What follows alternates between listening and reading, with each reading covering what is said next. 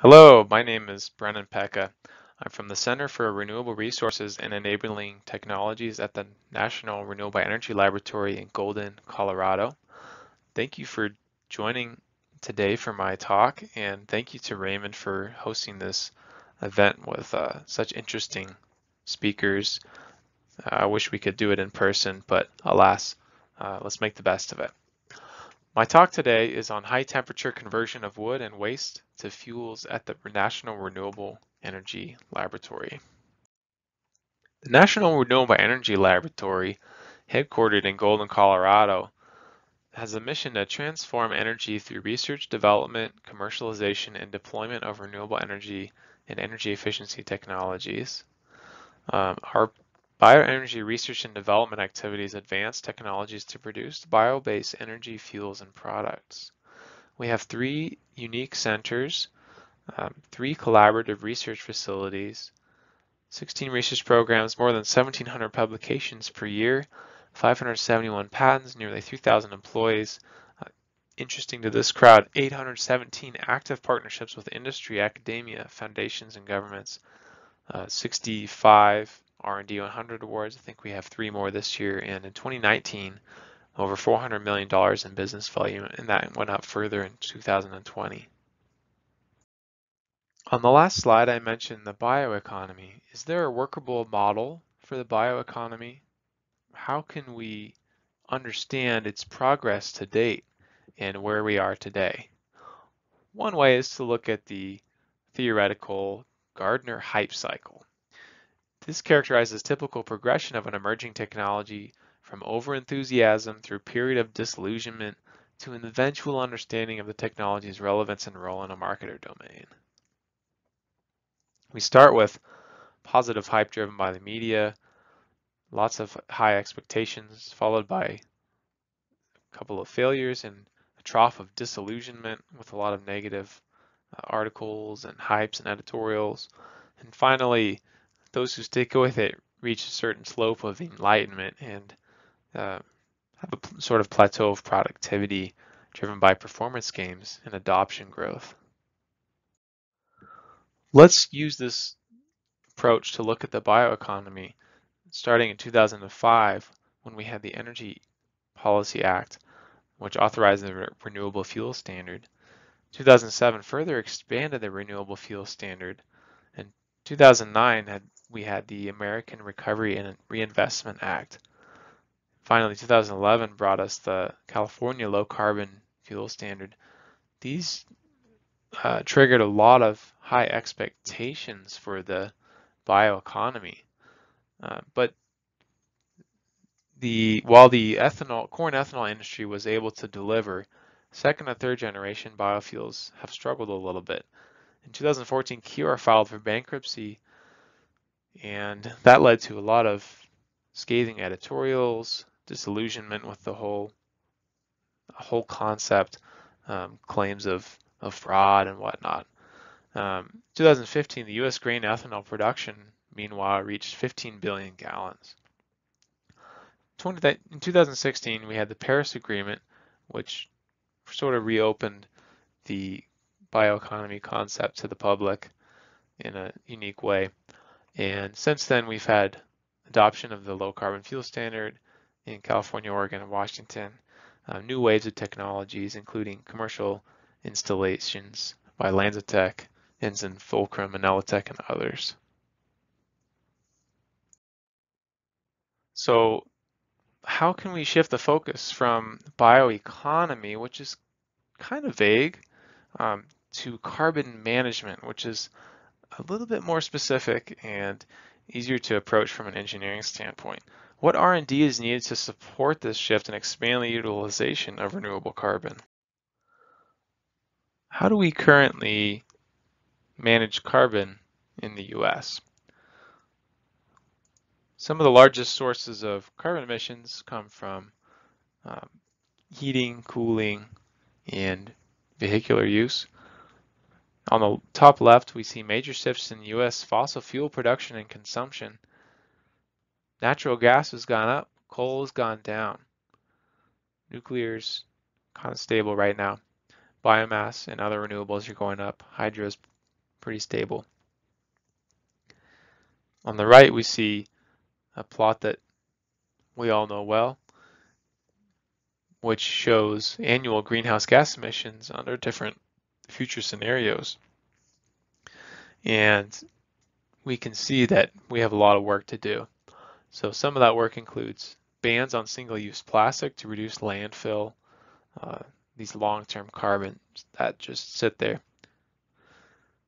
EPA has finally allowed E15, and we've had increased electrification, especially in light-duty road vehicles and urban services. Aviation still needs liquid fuels, so it's still important to be able to create those.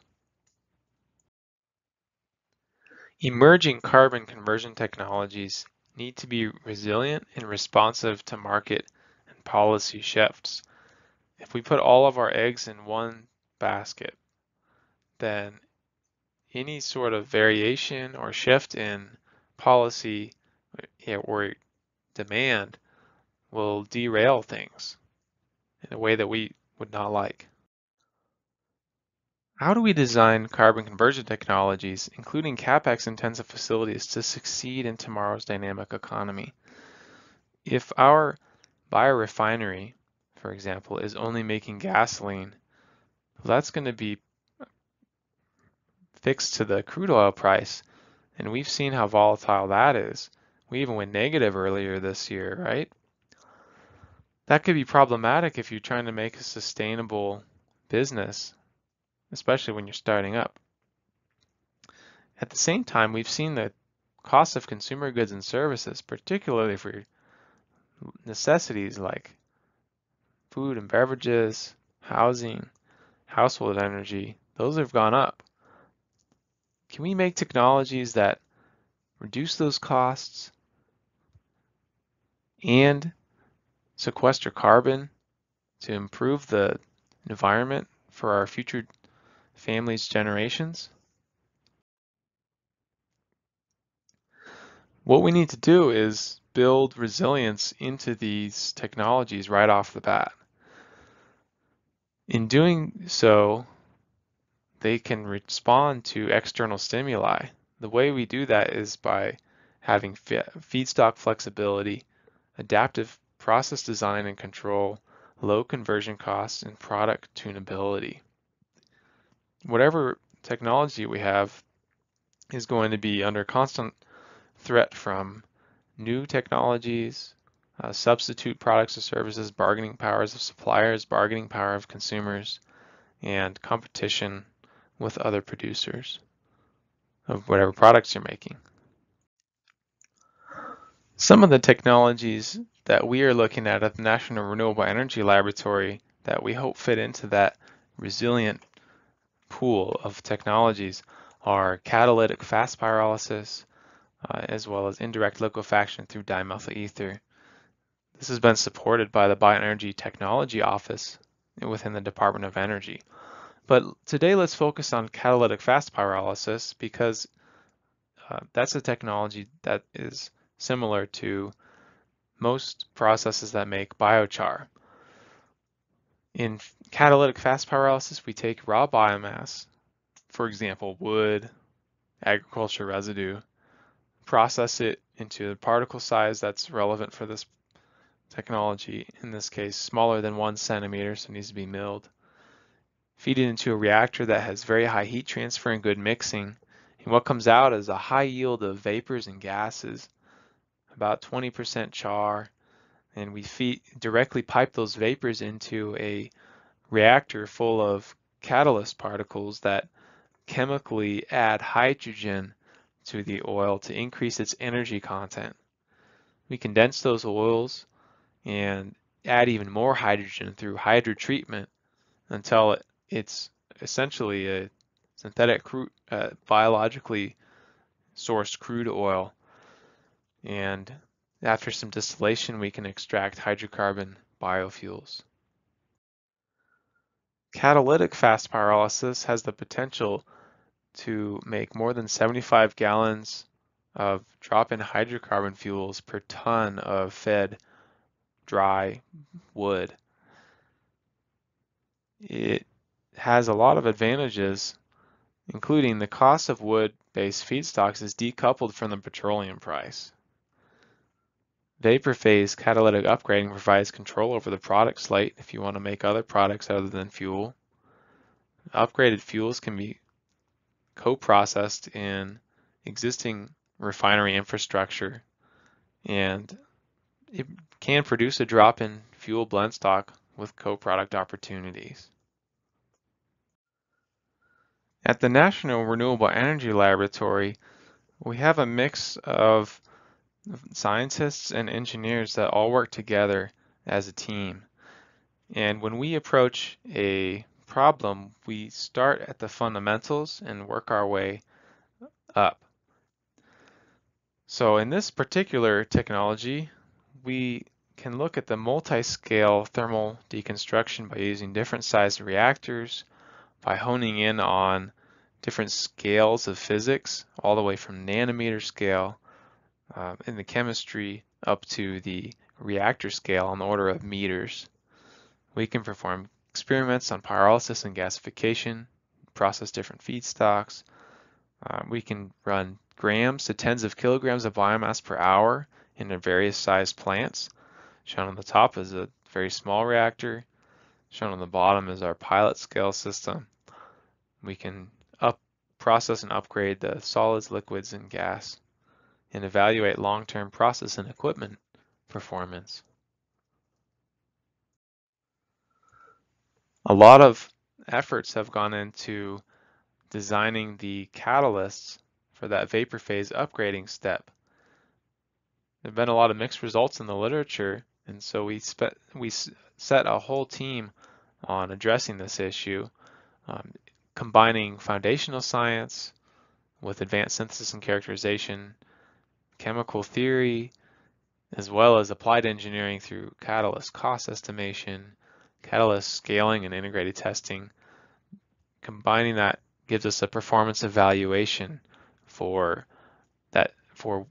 weaknesses in the technology that we need to invest more research into and give us predictions on fuel selling prices.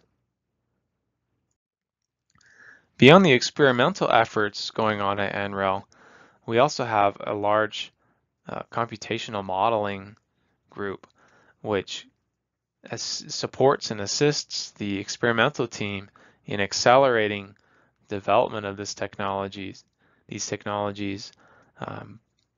by building models for reactors, by providing insight into molecular transformations in the catalyst and during the biomass pyrolysis, and building tools to scale up the technology. So in this particular technology, one technical approach is to balance the process steps. The first step that I described, the catalytic fast pyrolysis, followed by the HT hydrotreatment. We need to balance those costs because to remove oxygen content, you need more hydrotreatment, but that also increases the cost. So balancing those and finding that sweet spot is very important. And also, by advancing both technologies simultaneously, we lower the biofuel production cost. In the near term, we can continue tuning operating conditions, different catalysts, biomass, yields of char and ash, try to lower capital investment. We can also try looking at different catalyst replacement rates, unique operating conditions. Long term, we're looking for more diverse catalysts, access to greater catalytic chemistries, and long catalyst lifetimes are still required, and hot gas filtration is required. So we need to reduce the cost of this process. But needless to say, this is kind of the most important slide, is that we've reduced, since only 2014, we've reduced the minimum fuel selling price for an equivalent fuel from this process from over $6 a gallon to close to $3 a gallon in 2020. So we're working really hard at this, and we've made a lot of really cool scientific progress. The carbon efficiencies increased also from 42 to 45% from 2017 to 2018. And we are able to achieve around a 75% reduction in greenhouse gas emissions compared to conventional gasoline when utilizing woody biomass. So far, I've talked pretty much exclusively about making fuels from this catalytic fast pyrolysis process that also makes char. However, in the last couple of years, we've started to pivot towards diversifying our product slate into chemicals, renewable materials like plastics, as well as engineered char materials. We hope that by doing so, since we have such a good backbone of that fuel technology, we can build off of that research and create a very sustainable approach to processing wood, for example, forest management thinnings. I've given a high-level overview of one of our technologies, catalytic fast pyrolysis.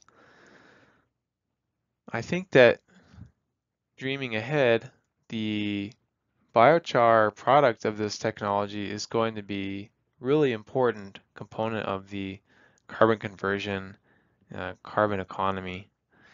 And I can see that other research shown today is so promising, and I'm very hopeful and happy to be part of this research community.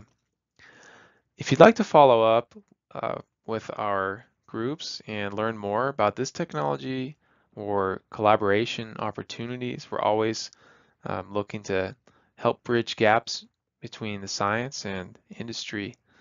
Please feel free to follow up with Joshua Scheidley. He's the director of ChemCat Bio, or myself. Our emails are listed here. And I'd like to thank funding from Bioenergy Technologies Office within the U.S. Department of Energy, and for Josh and Zia for their help with this slide deck. Thanks for your time today.